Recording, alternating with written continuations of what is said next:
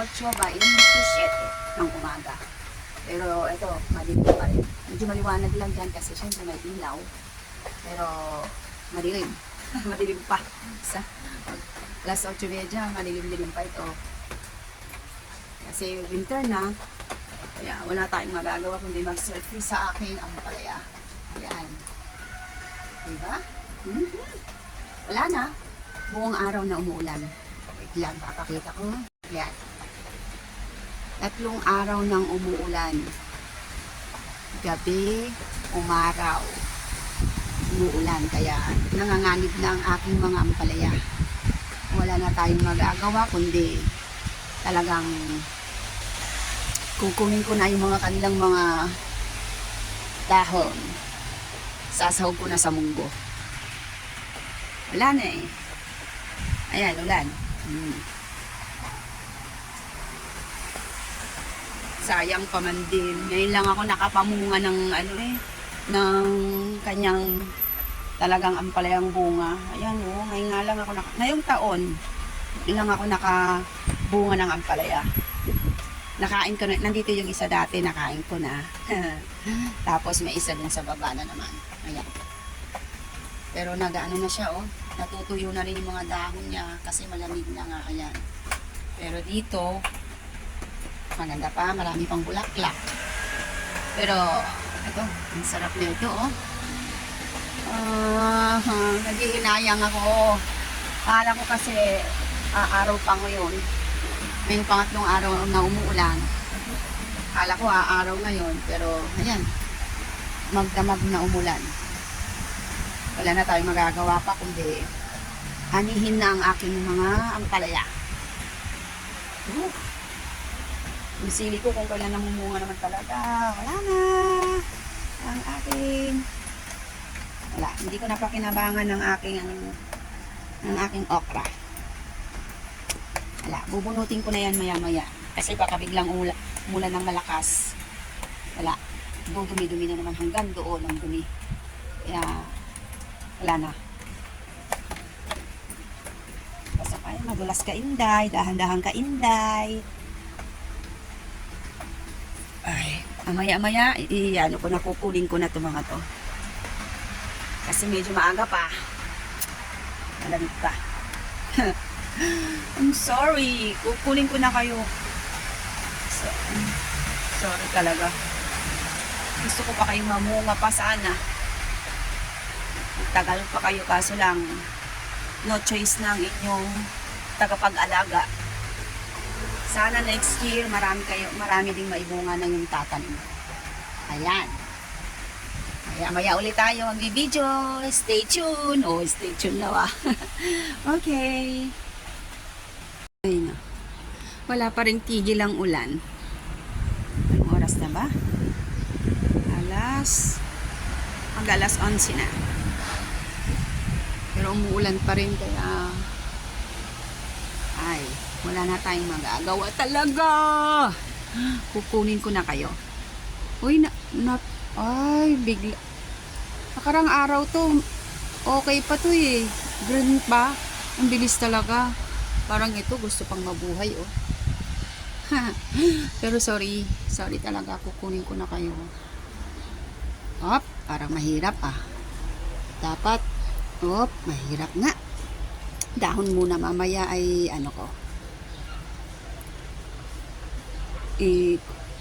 kukunin ko muna kayong unahin dito.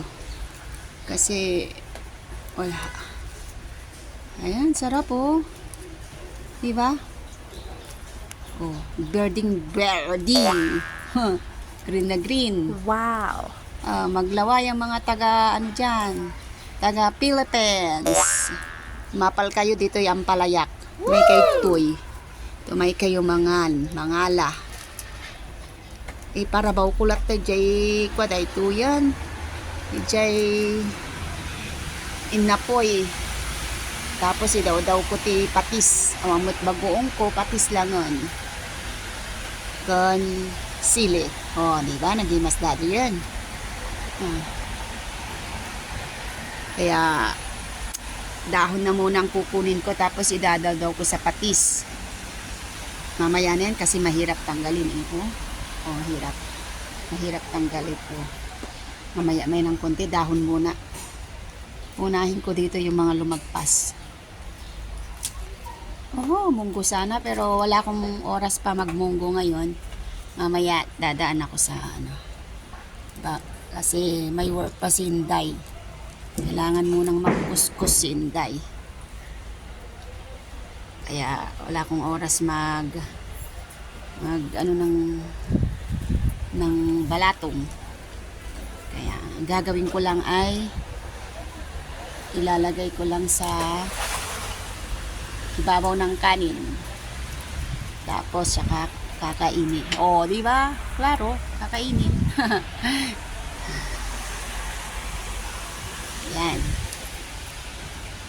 Let's go. Ayun na, may isa pang malaki doon. Yan. Teka. Ital ako lang muna ang kakain ngayon, kaya konti lang muna ang kukunin ko. Ayan na. Wala na yung mga ibang dahon. Mamaya kukuha uli ako. Ilalagay ko sa aking ibababad ko muna ng konti. Yung aking niluto. Dadagdagan ko na lang mamaya ng konti. Siyempre, ibababad ko muna. Ayan, makapagsaid ka nga muna para maka-ready na rin at mamaya-maya ng konti kakain na tayo. Dito, hindi naman kailangan hugasan ng bigas eh. Kasi naisip ko lagi, bakit ang mga ginagawang paella, sinidiretso na nila sa pagluluto. Sa akin naman, pwede naman na hindi nahugasan, pero dahil ito na may normal na bigas, tsaka nakasanayan na natin hinuhugasan yung bigas. Kaya kahit sino sa amin dito, kahit na sino sa amin dito, nakasanayan na talaga na hugasan ng bigas. Yun nga lang, gagamitin natin yung rice cooker dahil wala naman ditong ng kaldero na mas masarap sana kung lutong kahoy. Diba? At habang hinihintay natin yung bigas, kasuhin muna natin itong si ampalayang dahon. Kailangan natin hugasan lang. Naku, ayan, tuloy. Muntik na namang mahulog. Kanina, muntik nang mahulog doon nung kinukuha ko doon sa labas. Yung pinipitas ko pa yan. Ngayon, hinugasan ko na lahat, muntik pa. At ngayon, ayan, ang ating sili. Pipitasin ko na yung isa. Kasi baka hindi kaya ng powers ko sa sobrang anghang pagdalawa itong aking pipitasin, lalagay sa patis. Kaya eto, try natin itong isa. Pag hindi masyadong manghang, ilalagay ko, kukunin kuli yung isa. Total, ako namang kakain, kaya kamayin na lang. Napisit-pisitin. Yan ang aking idadaw-daw sa aking ampalama. Ayan, ang bulol pa. Ampalaya.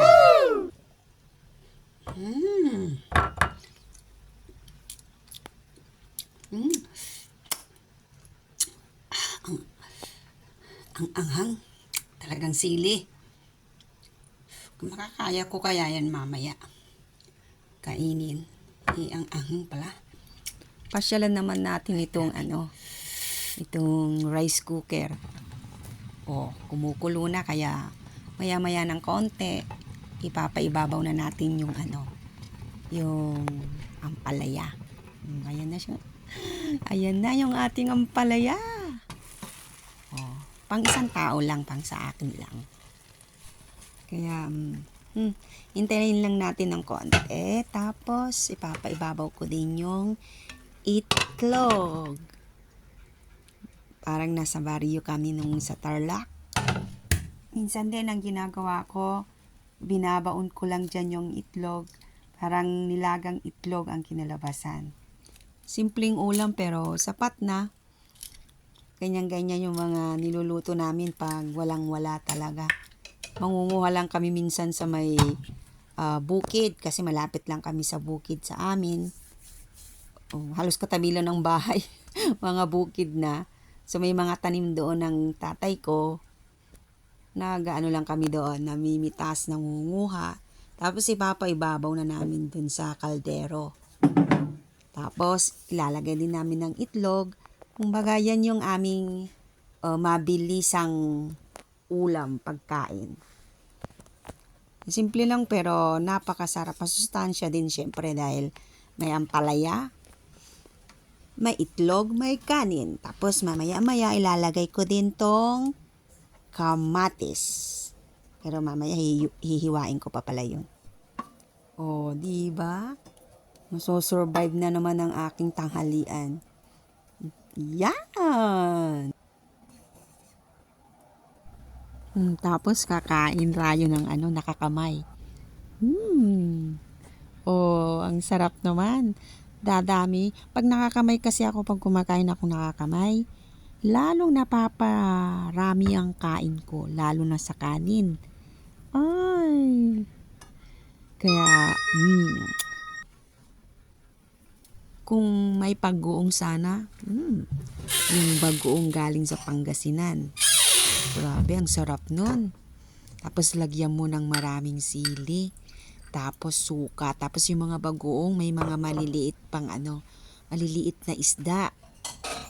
Oh, di ba? Sarap na. Oh, lalong nakakasarap pagka medyo maganda-gandang tingnan ng ating ulam. Yan na yung akin reading dilagyan ko ng konting suka yan. Yung patis. Sa mga katulad kong mahiling magtanim, kahit ano na lang itanim nyo dyan sa mga paligid ninyo. Kasi madali lang namang tumubo yung ampalaya, sili. Kaya tips ko lang sa inyo, mga kaampalaya. Kung gusto nyo mawiwili pa